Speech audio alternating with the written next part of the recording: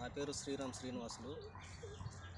కోట మండలం, కేశవరం, తిరుపతి జిల్లా.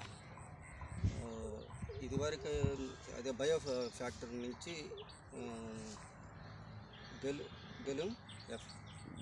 బెలూమ్ ఎఫ్ఎస్